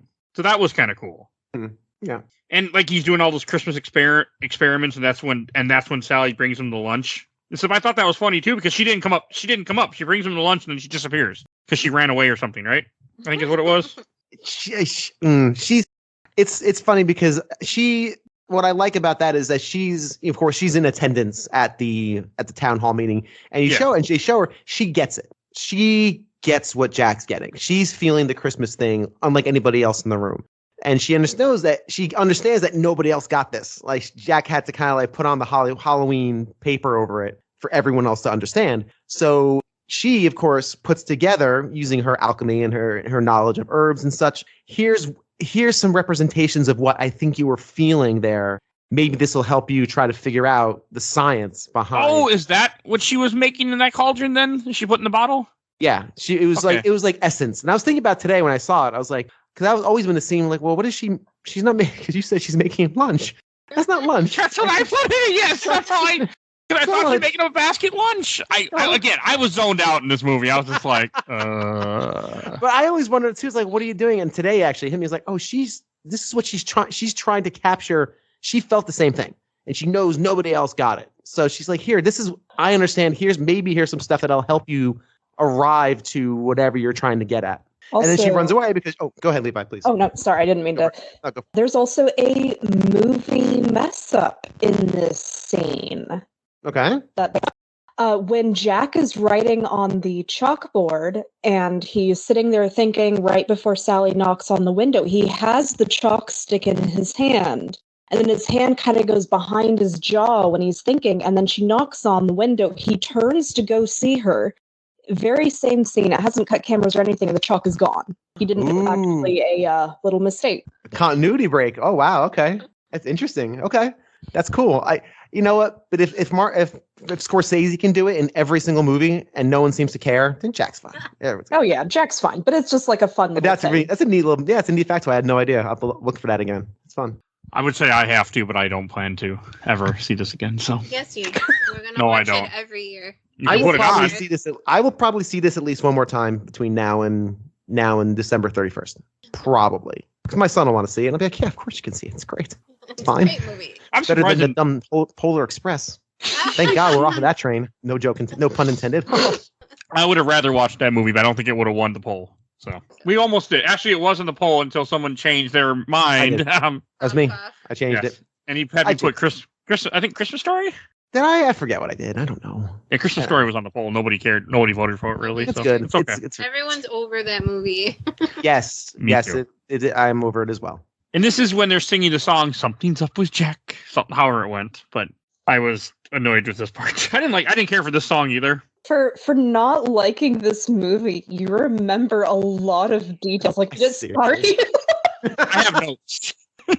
I take detail notes. You're gonna remember what the song is. I don't know how it went. Proceeds to recite part of the song perfectly. Something's up with Jack. Something's up with Jack. I think that's how it goes, right? I don't really know. I just know that. Yeah, no, you got it. Oh, I did get it right? Okay. Yeah, you got it. So yeah, I guess I absorb stuff pretty well. I actually wasn't editing or doing anything I like doing during this, unfortunately. And I just want to take this opportunity real quick to state my favorite. Everyone has their favorite character. We haven't really talked about that, but does everyone have a favorite like bit character? You know, obviously we all love Oogie Boogie and Jack and Sally. Who's everyone's favorite like B character or C character in this movie? I'll go first. Go for it. No. I see. I mean, you could have some fun. Just say anything. You don't have the to. Officer. I like the officer that kept getting the phone calls going, I'm sorry, the toys are attacking people. What? I like That's great. No, that's good. I dig that. I mean, I accept that as an answer. You know, it wouldn't be an officer to answer the phone if it was 911. It would have been a 911 operator. I should know because I almost had that job, but nope. Okay. You did not almost have that job. You failed that interview, so don't even lie to yourself. Hey, now. I passed the interview. You did not. What about you, Tiff? I don't know. Probably. I know this is gonna sound stupid, but probably Zero. I just love Zero. How he's always kind of there, but not there. That's because he's a ghost. No thoughts, just vibes. Yeah. But I love, and especially at the end. I guess we're skipping ahead again. It's fine. Sorry. I'm okay with it. When it seems that Jack just suddenly realizes Zero's nose lights up. Yeah. He's like, oh, look, you can help me. I'm just like, what? You not pay attention to your animals you live with or what? Or that are near you? Like, wow, I didn't know you could do this thing. But he's still one of my... Zero was cool. I love Zero. I forgot about Zero. He's just like, this guy's crazy. Oh, what about you, Levi? My favorite, like, background character would absolutely have to be the little kid that's on screen for, like, 2 seconds that's screaming his lungs out while the giant snake is just swallowing. That scene always gets me. Just, like, not at all. Just panicking. Put yourself in the shoes of that little kid. It's not going to be good, right? It's like, how do you react to that? I love my favorite, and I want like a little plush or a statuette or something. The little mummy with the eye in his middle of his head, like this little kid mummy that he like turns the crank. It is so cute. It's just the cutest little thing, and I legit want like again a little plush guy or a little statuette to put by my monitor here next to my shy guy. I'm sure Etsy has you covered. Yep. I'm sure. I know the problem is I don't want to go on Etsy and just start buying things just out of nowhere. Just start mad spending money. That's the problem. See? Anyway, yeah, that's my thing. So yeah, I don't like the Boogie Boys at all. I don't like when they kidnap Sandy Claus, which is the part where we're at. As I kind of mentioned earlier, I don't like that song. That song creeped me out. This whole scene bothered me a lot. Everything with them trying to kidnap him was just it made me want to turn off the movie. I think I checked again, like how much longer is this? Do I have to watch this? It just, I don't know why, but it really bothered me. The singing, the wanting to murder Santa Claus, how we're gonna. Like, it just bothered me. And then they bring back the Easter Bunny. That was funny. It's very funny. It didn't like it. Any other comments you want to say about that song? Kidnap to Santa Claus is not my favorite song in the book, but it's definitely I mean, we're talking great against amazing. It's still a really good song, and it sets up things very well. It's a fun kind of break almost too, because we haven't had a song in a while. It works out well. It also sets up Oogie Boogie without you ever seeing him. You know, like this imposing figure. Pretty great. When you first see that, when they throw that cage down there, I thought Oogie Boogie was trapped down there, but he's not. I don't think that's just where he that's just his lair. Yeah, this is his lair. Okay. I only know about Oogie Boogie. He was a boss in Kingdom Hearts, and that's all I remember. I don't remember even what the fight was. I just know he's in the game as a boss in the end of Halloween Town. And he fused with the Heartless. That's all I got. It's been so many years. Levi, anything you want to comment about that part with the Oogie Boogie boys? I think one thing that I do absolutely love is, like, again, and this is something that's just so fluent in this movie, or not fluent, but like congruent, is all the detail that they went to, like everything that they did to show that the tree house that they live in is really, like, it belongs to kids. It's messy, there's candy everywhere. And then all the torture devices, all the things that they had hand, like they didn't have to make that many props. They didn't have as hard as they did, but they did. Yeah. No, that's really, the attention to detail in this movie is insane. It's now my wife and I, we watch it with my son. Again, he's watching it. We're looking at all the outside stuff. Like, for example, when the mayor is at Jack's door, waiting for him to come in the next day, the day after Halloween. There's the band, right? There's the jazz, or I don't know, jazz, I guess. The trio, the trio is there that plays music. They're kind of hanging out by that gate. It hits, the shot is you see the mayor close up. It's a long shot. You see way down at the very bottom by the gate.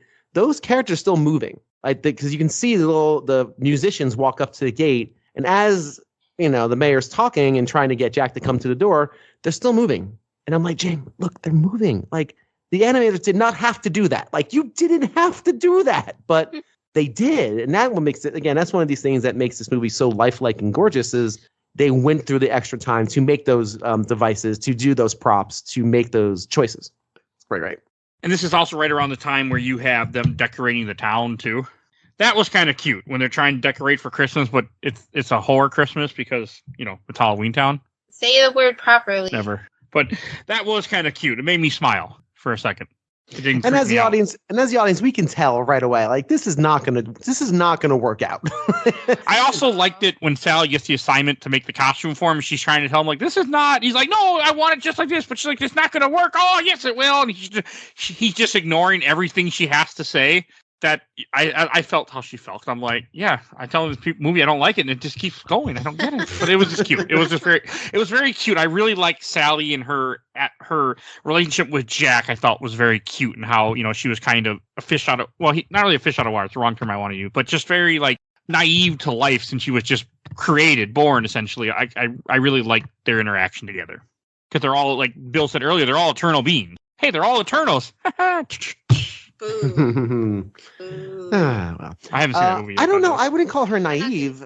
I wouldn't call her naive. I would call her different from everybody else in that she actually has an emotional temperature to her. Like, she understands. She's actually seeing what nobody else is seeing here. Again, the people in town are just doing what Jack tells them to do. Jack has never had a failure before.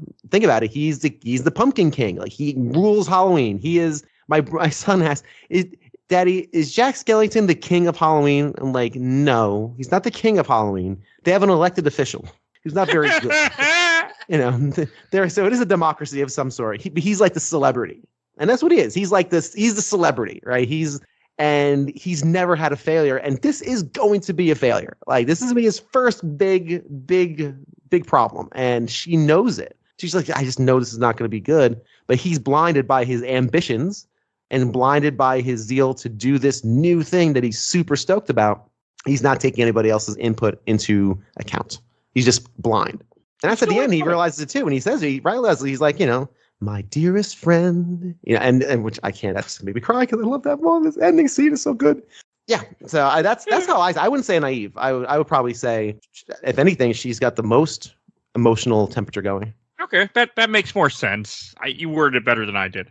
And this is when you see the doctors making the reindeer, because of course you have to have reindeers like Santa, but his reindeer are all skeletons. That was kind of cool. That was kind of cool for some reason. I'm like, okay, I like this. I did actually. That didn't bother me. Like anything else. Not much, no. I like Zero. I thought Zero was cute. I just forgot. Apparently, I wiped it from my memory. Zero's a dork. He's Right. my favorite. I was okay with Jack Skellington. We're gonna get another cat. Name him Zero. We got enough cats. No, we're gonna get another. And then you have at one point you see the sign is supposed to be for Halloween, but they changed it and wrote till Christmas and like one day till Christmas. I thought that was kind of cute too. And then I didn't realize, but that's when they finally kidnapped Santa, is right before Christmas. it took them all that time, like, because you see different scenes where it shows, 20 days till Christmas, 30 some days till Christmas. It took them all that time to finally go get them. You think they would have been faster at it?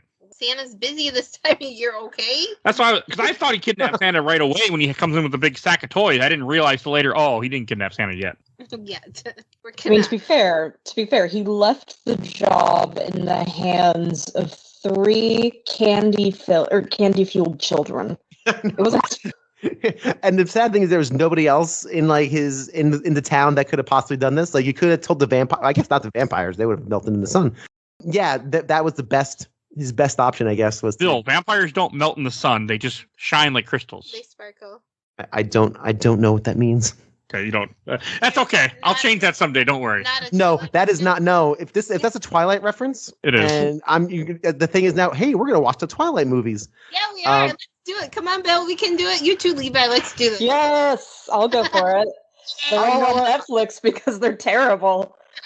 I don't know. I've never seen a Twilight movie. I know Robert Pattinson's actually an excellent actor. Despite we need to put a V on your head for like Virgin, like when somebody goes in Rocky Horror the first time. I made that reference to my wife today when I'm like, I think Mike's never seen this movie. I'm like, I think we have to put a V on his head, like as if you've never seen Rocky Horror Picture at a midnight showing. My wife has been to many, many, many, many midnight showings of Rocky Horror. She can recite the whole, because they change all the wearers and all the things. It's the thing. In case you don't I've never seen it either. What? Yeah, that's it. We are getting a divorce. What's wrong with you? How can you not see Rocky Horror Picture Show? I've never gone to a midnight showing where they do all the change the words and the acting out. Done that, but I've at least watched the movie more than once. Yeah. Anyway. But this is also when you. Sorry, it was just so funny that Levi had the exact same reference I had 12 hours ago. Just saying. And this is when Jack ends up seeing Santa, and he takes Santa's hat, and he has like some comment to him where he shoves him back in the bag after he takes his hat. He's like, "Something's missing. Oh, your hat." I didn't understand. Like he doesn't tell the Oogie Boogie boys what to do with Santa. They're like, "Oh, hey, let's go throw Santa down a hole to our master Oogie Boogie." He tells them, treat him nicely, keep him comfortable, treat him nicely. He does not tell them, bring it to the giant burlap sack monster who lives in the giant basement lair with all the medieval torture devices. He didn't say that. He said, treat him nicely. He didn't tell him not to do that. Again, like I said earlier about Jack, very, very sweet, but a dumb whore. I can't even remember the next song. This is when you get the Oogie Boogie song. I can't even remember how it goes at all. I don't like Oogie Boogie. I didn't like him singing. I didn't like the scene with him talking to Santa and the toys, almost killing him. Yeah, I was not happy. Yeah, fun-ish fact. The song that's actually in the movie, if you listen to the soundtrack, there's an extra verse in there that's not in the film. So if you want the full Oogie Boogie song experience, you have to listen to the soundtrack. I actually prefer the film version. I don't think the extra verse adds much. That's just me. They just probably didn't want to animate it because it'd be like an extra month and a half to animate, 4 lines of song. So they probably just cut it for time and for context. So good. Again, I don't know. I don't even want to go on and on about Oogie Boogie because he's just the best. He's so great. The reason why I'm sad that they cut the few lines of music through like the special features on a nice edition of Nightmare Before Christmas, you find out that this was supposed to involve the bugs coming out and doing can dancing on his arms under like the blow. That would have been really cool to see. That's the only reason that it got cut. That's a bummer. Would have taken like 2 extra. And then the movie comes out in 1994 instead. Yeah, right, exactly. No, that would have been really cool to see, actually. Oh man, Bugs doing a can on Oogie Boogie's arm. Yes, please. I'm super here for that. That's great. At least now you know why it was canceled or cut. Yeah. So anyone want to try singing Oogie Boogie song? Anyone? Because it's. I even just played it and I got nothing. Nah, I'm not gonna do it because Oogie. That's actually a really hard song to sing. I've tried. I try every day when I drive my kid to school. Until he tells me, "Daddy, stop singing. I want to hear the song." Yeah. He tells me, "Stop singing, Daddy." Okay. Right, my son does the same thing with certain things. He'll be like, "No singing." Mostly with me. I'm not gonna lie. I'll be singing. He'll be like, "You're all done now." Okay, sorry. It's funny and cute. And like when I did kind of get a kick out of the sleigh, where the sleigh that Jack had has a coffin on it and like a giant, he tried to make his a Halloween version of the Christmas sleigh from Santa. Or Sandy Claus, as they call him in this movie. Claus, I like Sandy Claus. And it's just a really, like, horrifying looking sleigh. And it was cute how Sally tries to stop him because she knows it's a mistake. So she puts something in to make the fog. And this is, like we were saying earlier, this is when he finally figures out that Zero is Rudolph. And he's like, oh, won't you light my sleigh tonight? Well, that's because she puts the fog juice. Yeah. Oh, it literally said fog juice, didn't it, on the bottle? Yeah, it just says fog something, yeah. And then I have in my notes, Sally sings, but I don't even remember what the song was or anything about it, whatever happened right here. Sally's song. Sally's song is so good. It's so just super emotional. Like, this is just, this is, I don't know. This seems just very emotional. On the soundtrack, Fiona Apple does a version of it, if you listen to the deluxe edition soundtrack, and it's actually gorgeous. It's really fantastic. Anything to comment, Levi? Wait, what? Anything you want to comment about Sally's song or this part? I think one of the things that I liked about this film, some people might not have liked it, but the fact that they didn't try to make Sally's voice different with her singing, but they allowed her to sound a lot like her character. So like it wasn't spruced up, but it sounded very natural and very normal, not perfect. A nice little touch, just making it sound like her and not worrying about it being like some big perfect production. It becomes more emotional that way. It seems very in the scene. I think and Catherine O'Hara does the singing too. Because she's got a great voice as well, so she does all of her performance. And it's just such a beautiful song, and it's quick. It's like a minute and change. Like, it's a short song, but it really just is melancholy and just it's got a lot of emotions in there, that I think it's really, really touching and sad. As a kid, I never liked it. It was like, this is the boring part. It's got emotions. I don't want that. Fun fact about the music, because in 2006 they reissued the soundtrack, and Fiona Apple does Sally's song. It's beautiful. It's not beautiful as Marilyn Manson doing "This Is Halloween." It's not good. Not good, y'all. Neither is Fall Out Boy doing "What's This." Not good. Really not good. You have my attention with Fall Out Boy for some reason, but you just got my attention. No, he had my attention with Marilyn Manson. I like Fall Out Boy. At least I did at one point, but that was before my love of Taylor Swift started. I know this year Weird Al and a couple of people actually ganged up to do a cover of "Kidnap the Sandy Claus." Oh, that's right. I saw that. Didn't Billie Eilish do Sally's song or something or anything? I think so. I don't remember. Yeah, I think she did like Sally's song or one of them, and yeah, that'd been pretty great. Well, if you like Taylor Swift, on that same record, Panic at the Disco does "This Is Halloween," another version, and I don't know if it's good or not. I haven't listened to it in a while. Okay. And the thing you're talking about is Weird Al, Paul Rubens, and Danny Elfman. Yes, I think so. I found it on YouTube. I might have to check this out later. Paul Rubens? Paul Rubens, that's Pee Wee Herman, right? Yeah. He also voiced Locke, the little demon boy that was in the original song. So yeah, no, it has my attention. I like Weird Al a lot. I adore. Thank you. You know what? James, you like Weird Al. It's cool. It's good. I'm back. I'm back with you. We can remain on the same show, hand in hand. In concert also. So I've seen him multiple times in concert. He's great. Love Weird Al. Yeah, that was good. And this is where the movie becomes a horror movie, in my opinion. This is when all the murder starts, because we don't see. That's when all the murder starts. Well, they're eternal, so it's okay. They're just horror. But like when he takes and you have Jack start delivering presents, and like one scene you have a kid holding a severed head, because throughout the scene you have part where you have people calling the police, and it's like, kids are getting murdered by some of these toys. Everything straight out of Beetlejuice. And I'm sure people died in that too. Those little Beetlejuice, baby. I'm sorry. Okay. You see, horror movie. Alert. Horror movie. Like, I mean, can you imagine? Hey, look, if my stocking you pull out a severed head, I'd be screaming too. I'm pretty sure that's from Beetlejuice. Probably is, but like we talk about the snake eating the Christmas tree. That snake ate the kid next. That's how this goes. One of my favorite little things that I always like to joke about is the one scene where like the kid pulls the severed shrunken head out of a box, and his parents are like, "Oh, what did Santa bring you, honey?"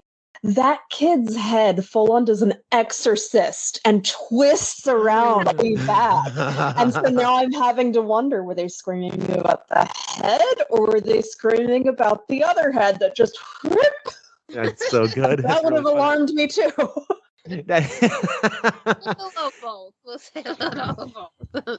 The timing, the pacing of that whole scene, that's a great encapsulation of this whole part where he's delivering the Christmas gifts. Is again, it's the pacing of it is so good. He turns, pulls the head, scream, and now you know it's just bananas. There's all just chaos is going on. Well, Jack, again, just having the blast. Everyone's having a great day. They're screaming. That's a good thing. In his world, in his brain, not brain, skull, thank you. In his skull, that's a good thing. Screams are good. Screams are fun. And remember, in the beginning part of that, in the movie, when they're singing through This Is Halloween, one of the lines is, "It's our job, but we're not mean in this town of Halloween." They're basically saying, we're not being mean. We're not trying to be like villainous, scary creature people. We're just trying to scare you because scares are fun. It is fun to be scared by things that are really not going to hurt you. And that's why he hears that. And he's like, they're screaming. They're enjoying themselves. That's fun. Because that's how his skull is wired. So all this is good. Like when the parents call the police, that I did laugh at that, where the officer is just like, "What? We had 2 calls about toys attacking kids and stuff," and then you see a scene of everybody locking the fireplaces because they're trying to stop him and they're starting fires and stuff. That was cool. That's good. Yeah, it's like the fires are going to stop this. Yeah, he's already dead, y'all. He's already dead. He lit himself in fire 10 minutes ago. Okay. And then when you see them go, like they call the military and they're trying to shoot them out of the sky, and I like how those are like old flak cannons they're using to shoot them. Like those are like World War II style flak cannons or World War One, something like that. They're very old style, and that amused me a lot because, as I've said before in the show, I'm a history. I love history, so when I see something like that, I'm like, okay, this is. I want to say they did look like World War One style a lot. Maybe it's 2. I can't remember my flak cannons. You know something that actually brings up an interesting point. I'm not sure exactly what time period Nightmare Before Christmas takes place in, because like we know it's late enough that they have electricity. They have what's the name of the older style phone? All that my brain can think of is flip phone. I swear. Rotary phone. Yes, thank you. I swear I'm not that much of a millennial. But yeah, so we actually don't know exactly what time period this movie took place. I think it's just like now-ish. I think it was probably purposely just because, again, everything that takes place on Earth, I guess, or on like in the quote-unquote real world, we'll just call it that, is very generic. I mean, what town in this country nowadays has like, a sergeant at a desk with a couple of rotary phones, like you said, I think it's just meant to be like now-ish and try probably purposely timeless, Yeah, but you're right. They don't really specify time period, I don't think, in this at all. No, I mean, it does have like that 1950s feel to it, I would say. It's got a 50s nice used to it, I guess, yeah. I mean, those cannons are like 1940s. But the phone. About the cannons. I like the cannons. I know you like the cannons. That's the only part you liked in this movie. There were a couple parts. There just weren't a lot. 0, the flak cannons, and when it was over. Those were that's a triumvirate of Mike Albertin's success and joy here. I really like the cannons. I mean, it was. Well, I also liked when he got shot out of the sky too. I got happy. You thought it was over? I knew it wasn't yet because I could check Disney Plus and it told me how long I had still. But I was happy. Good. They stopped the villain. They stopped him. Good job, movie. That's how I felt. So it was. There's a scene too where one kid sees him as dressed as Santa Claus, and they're like, Santa Claus, and it's he's not Santa Claus. It's funny to me. I really like the wreath that just that animates immediately. I just think it's really cute. I need a wreath that does that. That just motorized wreath that just turns into a monster. I want that very badly now. There was a scene. Another scene I like is right after this. It jumps back to Sally. So Oogie Boogie is going to kill Santa Claus, and he ties him up, and he's about to lower him, and he's about to do something to him. And Sally tricks him with her leg. Like she took off her leg and has her leg animated. He's like, "Oh, look, a pretty female leg." And that did amuse me and made me laugh when you find out she's just tricking him, and she's actually over somewhere else trying to help Santa Claus escape. I really like that. It's clever. He gets all amorous. Gucci Gucci goo. Listen, that was that whole scene of seeing him just like getting really into tickling the foot. I was like, oh, make some images in my head and make me think about some things that I don't need to be thinking about. That might make me nuts. I wonder if Quentin Tarantino directed this scene. I knew we were gonna make. I was gonna make that too. Damn it! I wish it was original. Damn it. Okay. There's going to be something up on Rule 34.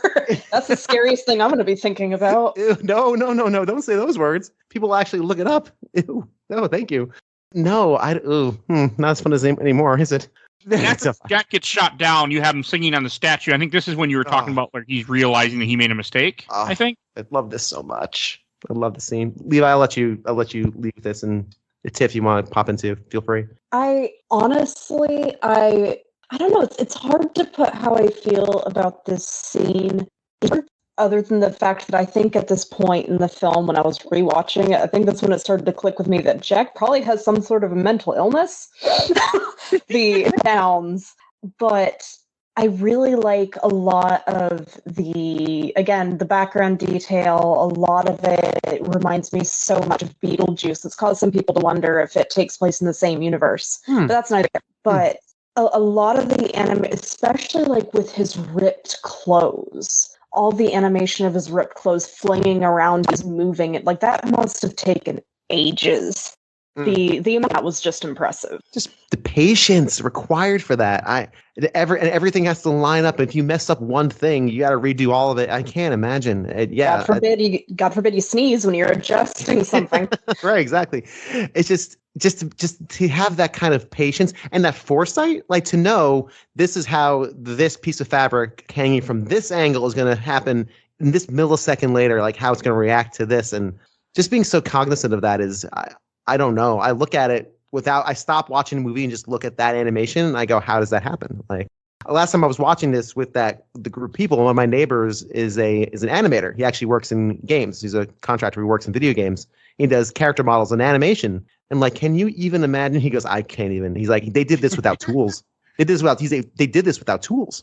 They just did this with clay. Like they didn't have the stuff we have now. He's like, I can make that happen in 10 minutes now. I have a tool that does that. But he's like, yeah, it's incredibly impressive. Tiff, were you gonna say something? Oh, so for me, I just love just all that pathos, just this realization of I have screwed everything up, and what do I do? And this may be me. Like last night, I saw a West Side Story, so I'm all musicaled up now. Like I am just a flutter with musicals, and it's great, by the way. You like? Wait, sorry, say Tiff. Another movie Mike has not seen. Nope. The 61 version's great. This is better, I think. I think it's an actual movie. I'm not going to get into a West Side Story conversation. We're not doing that. What's that? So sorry. That was okay. She's a little drunk recommend. Still. I'm not. Leave me alone. My head just hurts. Oh shit. Oh, all right. Yeah, Sorry. she's fine. The cat that she had on her lap did not appreciate her tone rising, so the cat left and took the headphones with her. As cats are wont to do. No, I can Oh, cool. Okay, so just the beauty of it, and it's just so gothic, right? In a way, and dramatic, and how he's prone on this headstone and singing this gorgeous song, and realizing, hey, you know what? I did something, and having that turn in a musical again, it's very musical theater. Having that emotional turn in that song is so great because it really helps, just amplifies his realization. You know what? I did something great. I tried. It failed. But you know what? But a lot of things are ruined right now. We need to see if we can make it right. So I think it's a great turning point and really just winds up beautiful for the final act of the movie. Good way to put it. And this is when you have him run back to find Santa. And so I forget, how does he know Santa's where Oogie Boogie is? Does he just kind of figure it out? Say, what's that? Because like he knows where to find Santa. He knows to go to Oogie Boogie's dungeon place. It's not really clear in the film how he comes across it. He's just kind of running towards and he hears Sally, I think. He hears Sally and then he realizes, oh, she's been caught by Oogie Boogie. I suspect it's a little bit of the movie just trying to movie and be done, right? But it's fine. It's a little divisive, but it's fine. He hears Sally and then those two go to Oogie's. I put did two laugh together. Yeah. again when you have Oogie Boogie. He has them both on like a little turntable, Santa and Sally, and he's rolling dice to see how many little clicks he'll do before he drops them in the lava. It made me think of 007, made me think of Goldfinger. Doesn't he get snake eyes almost every time? I don't remember. He gets snake eyes at one point, and then he turns the numbers. I know that. Yeah. Stomps it. I like the fact that he's a degenerate gambler who cheats even when he's gambling against nobody. he can't lose even if it's his own game. Like it's not like you are the house, sir. Like you don't have to. I mean, either way, they were going to die. Not like you were going to just stop rolling the die or something. Right, exactly. I guess you want to die faster. He just wanted him to die faster. Oh, that was cheerful. Well, that's a horror movie. Okay, it's not. Yes, it is. This movie's terrifying. This movie terrified kids. It must have. No, it only terrified baby Mike. It did. Well, Baby I was Mike 13. like I wasn't. 15. I was 13, and I was a bit of a wimp. Let's be honest. I have very sensitive sensibilities as a kid. I was not scared. I remember just being like blown away and just really enthralled. My son, and I think Levi, you said you were 8 and you were not scared. Yeah. No, I wasn't scared at all. That started my whole obsession with everything spooky and scary, and now I'm working on being a body horror author, so I guess that did something for me. Ooh, that sounds awesome. Cool.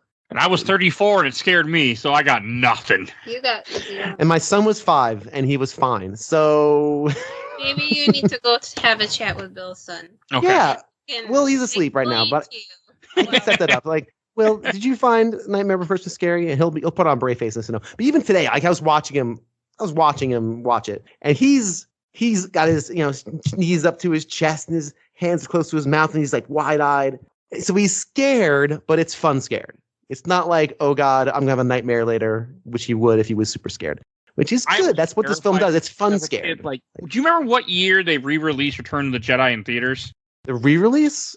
Oh, I'm gonna say like I don't know. It was in the 90s? Yeah, it was in the 90s because my friend had gotten tickets and for his birthday, and we all went there. And I had already, I want to say I saw Return of the Jedi, but I was scared of movies in theaters. And when they had the scene with the Rancor, I had to leave the theater and wait outside till it was over. It was 97. It was 97. It was 97. Okay. Was the re-release of So I was Jedi. 10, and I was scared to see that part, and I had to We've leave. all been there. We've all been there with I movies. just don't like. I always had an issue with theaters. No, don't try to sweep this under. Don't do that. I actually got terrified of movies because of the movie Phantom. Phantom. That's not a Phantom? horror movie, by the way. It was a. Like It's the a movie that- superhero- Yeah, Phantom? sort of. The Billy Zane. Is that the Billy Zane Phantom? I think so. Yes. Billy Zane? Yes. Now you caught my attention. Because I had that's what started my whole fear of movies was the Phantom from 1996. Because my friend, I for some reason I would have been like 9 at this time, and we went to go see it with my friend who was older than me, Billy Zane. and he said so, and he got me all scared of movies. So that's the movie that did it. Because So- I saw the guy get his eyes popped out by a. I don't know what binocular to or say something. about this. So the asshole from Titanic who plays a purple jumpsuited superhero in a 1996 superhero movie called The Phantom made you afraid of films forever. For a long time, yes. Okay. All right. Okay. So I just want to make sure We just I have the lineage down. So But I won't watch horror movies in theaters. Like, I really want to see that new Resident Evil movie, but I'm not going to go see it in theaters. Why not? Because we still haven't seen Eternals yet in theaters, because you won't go with me. Fuck Eternals. I'm not going to see Eternals with you. It's okay. It comes on Disney Plus next month, so I might not. Good. You can watch it all by your damn self. I will. it's not good. It's not good. Hey See? now. Angelina Jolie just ruined it for me. I have no idea why. That's legit the reason I don't want to watch it. It's because of her. I don't know why. Okay. So back to Nightmare Before Christmas. This is when you have Jack rescues them, and I did this was kind of cool. So this is where like Oogie Boogie. This is when he rips off his cloak, and you find out Oogie Boogie's a bunch of bugs. Which I was like, okay, that Funko Pop finally makes sense now. So I had a revelation right there when I saw that. I finally understood that scene, and I was thinking to myself, in Kingdom Hearts, he's not like that in Kingdom Hearts. I'm pretty sure it's been like 20 years, but I'm pretty sure he wasn't like that in Kingdom Hearts. And then he falls in the lava and he dies. I was happy. And you were. Well, it meant the movie was almost over. Oh my lord. And that's when Santa says, "Bumpy sleigh ride, Jack." It's a good line. Even Santa's terrified in this movie too. He is a little weird looking. He is a little weird looking. Yeah, he is. Were we eating Chinese when I said this? I think so. Like when he tips upside down, I was like, "Oh look, he looks like a dumpling underneath." Yes, you did. That's really good. He looks like a delicious dumpling. He looks like a dumpling. And she had no alcohol at this point either. I had no alcohol at that point. That's good. That's a very funny line. I had beer while watching this movie because I needed it to get through the movie. But I hey, don't understand you sometimes, Mr. Mike Albertin. I really don't. you're a part of me. That's all that matters. I know. You're a good egg. I'll never. You are a good egg. Levi, what do you think about this final moment, especially with all the visually too? I think it's really because it's a lot of that black light and everything else going on. What do you think about it? I loved a lot of this scene, especially when like they show just how decked out and weaponized his entire kind of, I guess we could call it a man cave is. And I like how also we get to see like little bits of his personality throughout this fight, like the fact that he was like so proud of setting his like little like jackpot shooters on Jack that he didn't realize that he was getting close to them too. And then the panicked run when you can tell he definitely doesn't run a lot. I've been there. Another little thing that I noticed while watching this scene earlier that now is going to bug me, pun intended, Hey. is that when the bladed card faces come up, I was expecting them to be all different suits of cards, but they're all only kings of spades. Weird. That has to be an intentional choice. I wonder why. Maybe it's his favorite card. I don't know. Maybe that's a bit like trivia. Maybe the animators didn't want to make more than one. They just want to make one clay thing and just stamp it a bunch of times. I don't know. That had to be an intentional choice. I'm curious why. Huh. I don't know. Who knows that? Interesting. Neat to know. And then you have the victim of the story, Santa, goes back, delivers all the toys, and he takes back all the haunted toys, and maybe he gives them money for the people that have lost their kid because they were killed by toys. Who knows? But hey, it was the best part. He saved the day. Santa, the true hero of this movie. No one was in physical harm. I don't think. You think that snake stopped at the tree? I don't. I'm sure the snake just stopped at the tree and then burped a little bit. A little ornament popped out. And it was fine. And then they befriended the snake and realized, you know what? This snake is kind of awesome. Much better than a dumb Christmas tree. And then they just kept him as a family pet for the next 20 years. I don't think, again, that's why I think this movie is not a horror movie, because there's no threat of physical violence or injury. It's spooky, but no one's going to get hurt by any of this stuff. It's just silly. It's going to be scaring. The toys are there to scare the kids. That's what they're there to do, right? Ever. Getting toys like that. That's because you're deranged, baby. Excuse you. You married me. I know. But anyway, yeah, I don't think there's any ill intent by any of this except to scare kids. But Santa Claus saves the day. They give all those fun, horrible gifts in return, and just give them boring gifts. Except one kid gets a puppy, I think, which is good. Yeah, he does. Those parents did not have a good night. I thought that no, they did not. I thought it was like an extreme swap out. Like he had something. I can't remember what he It's had. probably what he wanted on his list. He probably wanted a puppy. But I was like, he probably went to Gimbel's, sat on Santa's lap, and asked him for a puppy. Gimbals, you're stupid. Just the poor parents having to be like, oh, okay, he got the shrunken head taken away, and he's got a dog. Great. Can we? Hey, hon, can you check the rental agreement? Because I don't think we're allowed to have pets in this house. We may have to move. The dog that the parents know he's going to enjoy for like 2 weeks, and then they have to take care of it for like 10 years. the one of the parents is like, oh, so little Johnny got a dog. No, we got a dog. You and I got a dog now. That's how this works. My son wants a goldfish. Unfortunately we had our dog passed a few weeks ago, and used our dog for 15 years, Mr. Ming's. Pour one out for Mr. Ming. He was a good boy. So ever since then, Will has wanted a pet. He's been saying this for a while, but we were like, Ming goes, you can have a pet. So he wants a goldfish, in the worst possible way. Now, goldfish, you think, that's good. Goldfish, yeah, okay, goldfish. My sister is a zookeeper, and she was worked for a vet tech for a decade, and she works in animal nutrition. Her thing is animals. And she told me that if you properly care for a goldfish, they can live to be 20 years old and grow to be 1.5 feet long. So if I get a goldfish for my son, it's going to be our goldfish because there's no way we can just stick him in a little tank and call it a day. No, there needs to be a big tank. You have to treat the water. There's certain food it requires, certain temperature, certain lighting. You got to read to it. I don't know, whatever it takes. I was given this instructions over a half an hour phone call with my sister. And so he wants a goldfish. And so that's why when you said that, it really brought to my brain, no. It'd be our goldfish. It's not his. You get to look at it. So yeah, I feel that very much so from that. And this is when you have them all singing Jack is Back in Halloween Town, and it starts snowing for the first time, which was kind of cute that they're having snow in this town, even though snow is terrible and they should not be wishing for it. Get you a shovel and your car doesn't move, and your car maybe gets stuck when you go to get Chinese that day. You never know, okay? No comment. I'm not speaking from what happened to me yesterday when I decided to go drive in 18 inches of snow to go get food. No, that's not what happened to me. Gotta move to Texas. It was 72 degrees yesterday. Lovely. Yeah, but you have fire ants in Texas. And it's also Texas. Let's be honest. I'm not from here, so I don't have to say this place is great. There's a lot of shitty things in Texas. Texas would not like me either. No, Texas doesn't like. I live in Austin. I live in Austin. So I live in the safe area of the hell that is Texas. Sorry. Well, anywhere that has fire ants, I will take the snow over ants that want to murder me. Fire ants. Yes, they do. Just bite really hard. Fire ants are the devil. You ever seen fire ants? When I was a little kid, I was down in Georgia, and I stepped on a bunch of fire ants barefoot one time, and I will never forget the screaming that came after that. So, no, fuck. Well, I mean, that just sounds like operator error, not the fire ants. Put your shoes on.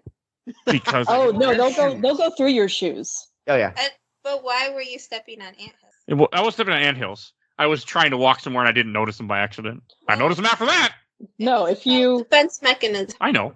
If you want to see some scary stuff, like worse than fire ants, come to Florida. We're discount Australia. Everything wants to kill you here. Florida's another state where at one time I wanted to go, but I'm like, you know what? I'm good. I like the state where only thing that can kill me is a black widow if I happen to go run in the woods somewhere in northern Minnesota. If I can even find one, I'm good. Like, I was in Georgia before, and I saw black widows, and I'm like, you know what? I'm good. Listen, I there was like a little kid in a park here recently, and the parents have just moved to Florida. And they were like, just remember, honey, if you see an alligator, climb a tree. And I was like, oh, you're not safe there. They will climb up after you. Oh, really? Wow. Oh, yeah. They can run up to 30 miles an hour, and they'll come after you. They will climb. I would have taken that advice. I would have been dead. I have no idea. Huh, okay. I know I'm not the Florida. I've spent some time in Florida. It's been many, many years. Wow, we're going to get off into a Florida tangent. I describe Orlando. I was in Orlando about a couple of years ago. We used to go places for work. I went there, and it was like super touristy part of Orlando, And I realized that Orlando is what the aliens would create for us if they put us in pods, and what they thought we wanted to be comfortable and happy. They would look at our society, and they would take everything we have, and they would create for us Orlando. Nice weather, palm beaches, palm trees, chain restaurants, bad, corporate reggae music playing from.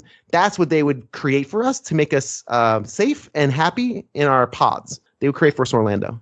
That's what I said. That's my joke that landed nowhere. That literally got a 0. I used to want to go to Florida, but I don't like things that bugs and animals that can kill me. I'm good. So I'll stay in the cold. Anyway. And this is when you have Jack singing to Sally. This is a sweet ending to the movie where he's finally on that hill again from the cover of the box art, and he was there in the early movie. Like, it had a sweet ending where he's reunited with Sally, and then the end came up, and I was happy.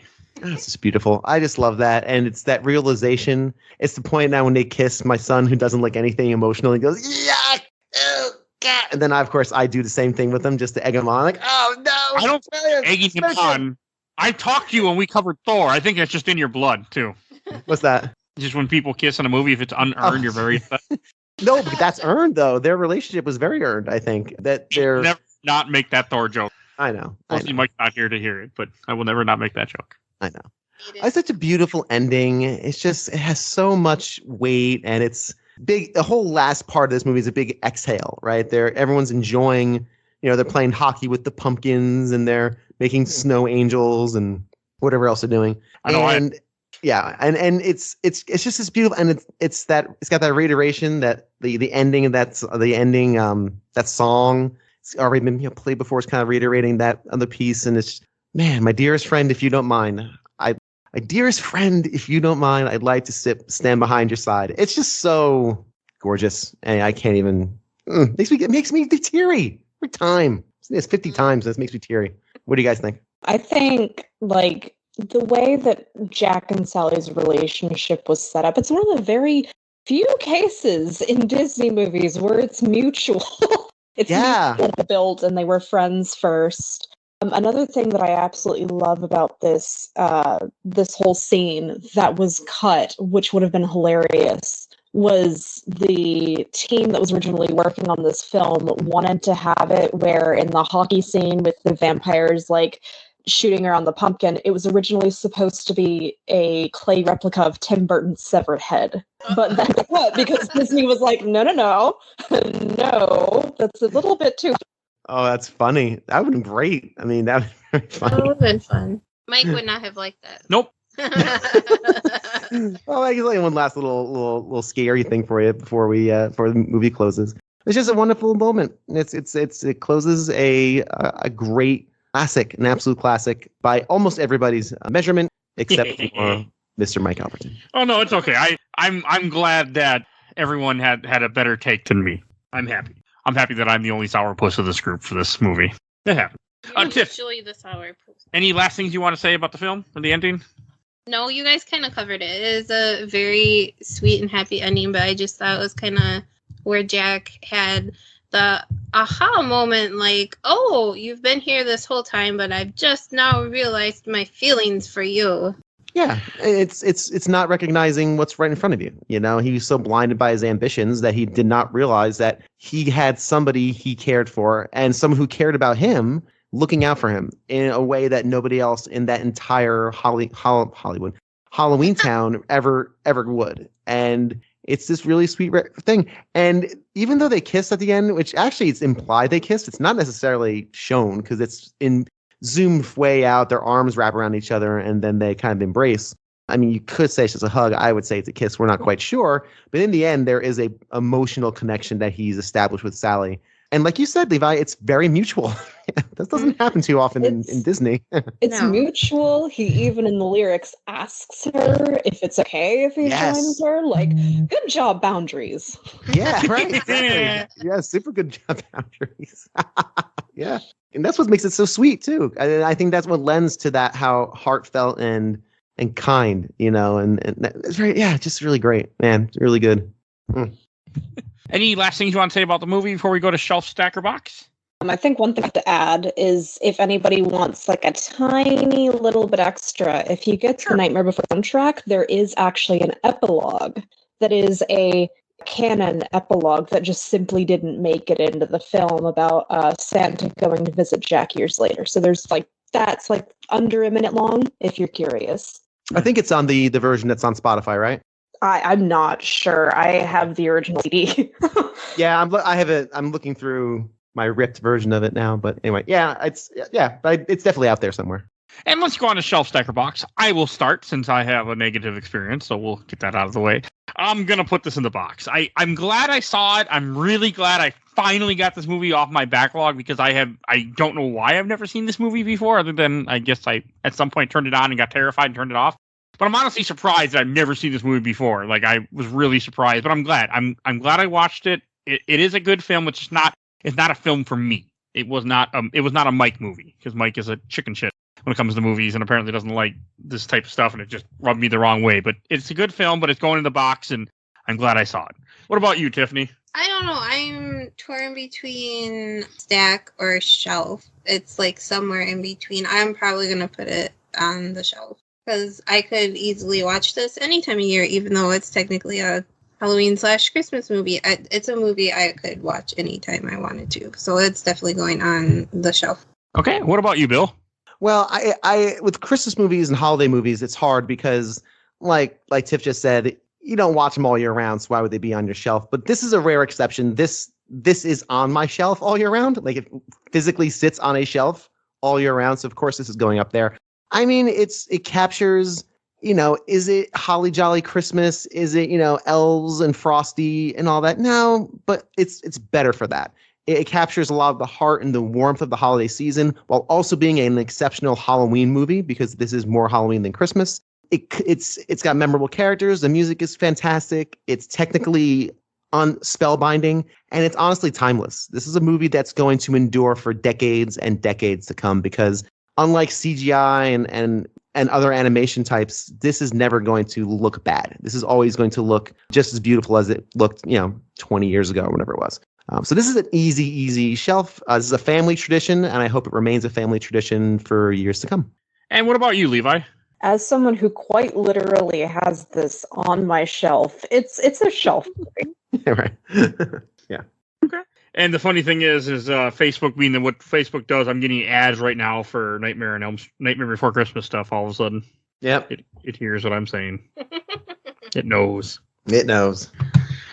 The almighty Zuck has heard. It's okay, Zuck. You can show me all. I won't buy any of it, so it works out perfectly. Oh, feel free. And Bill, where can people find you at? Yeah, I do a podcast entitled A Gamer Looks at 40. It's a nostalgic, I guess, retrospective of the history of games as told through the stories of people who lived it. Essentially, each episode is a collection of different people's perspectives on different games and eras. I do some long-form episodes, too. By the time this comes out, I'll have a episode with the author of 8-Bit Christmas. He was also the screenwriter of the film of the same name. It's a pretty neat interview. But we go through topics and we talk about systems and it's everyday people just telling their stories and experiences of the video game medium, kind of getting to the heart and soul of things as opposed to nuts and bolts. You can find me on A Gamer Looks at 40 on Twitter. I'm also on Facebook. I always forget to post on Facebook, but if you want to find me there, feel free. There's must be a post on there somewhere. And yeah, please check it out. All right. And as I forgot to say at the top of the show, but I mentioned somewhere, this was brought to you because of Patreon. Every month we do a Patreon poll. People voted for this, including myself. So thank you guys for the ones that help us out. And you can too. For as little as $1, you can go vote in our Patreon poll. Our current poll at the time that you're hearing this is to decide what MCU show we're going to cover. Either Loki, Falcon and Winter Soldier, WandaVision, or Hawkeye. You get to decide which one we're going to cover those for. Because I want to cover one of them. I didn't know what to do, so I figured I'd throw it in a poll and let them decide what to do. Who's winning? Currently, it's a tie between Loki and WandaVision at the time of this recording. I will not be doing both like I did for this one, because we had a tie with Elf. Like you heard Elf about a week ago, and then you're hearing this. If there's a tie, I can guarantee we ain't doing both in 1 month, because that's not happening. So, that's too hard. And our next poll will be what Tim Burton movie will Mike see next that he hasn't seen. That might happen, actually. I think that'd be good. That'd be a lot of fun. Hey, I'm always up for more polls. And once there's 4 Marvel movies out, we can do a poll what Marvel movie we should cover at some point. Yeah. I gotta get more MCU, and I really want to cover Black Widow because I really like that movie. And then Eternals sounds like it's not good, unfortunately. So maybe one day I'll actually find out. All right, and the last thing I need to say, if you enjoyed this episode, there are way more episodes you can listen to. We cover movies, comics, video games, mostly video games, but we cover lots of stuff. Definitely go check in our backlog and our huge catalog. We are on, you can find, everything is on Podbean, so if you can't find something, if it only goes back to so many episodes, you're like, hey, I know there's more because it's only episode 60. Use Podbean or some of the other podcatchers that will show everything, because Spotify and iTunes do not. Also, we are on YouTube, only audio format, but if you'd rather get your podcast on YouTube, we are there for you too. So definitely go check that out. And please follow us on Facebook, Instagram, Twitter, where I constantly post updates of what we're doing, what's going on with the show. So check that out. And I want to give a shout out to our awesome intro and outro, courtesy of Helena. You can find her at TikTok at Hell Half Fear. You'll see a link in the show notes to her TikTok, so definitely go check her out. And I think that's everything I need to say, because Bill did the plug for me already for his own show, so I don't have to say it. And we will see you guys all next time. Bye, everybody. Bye.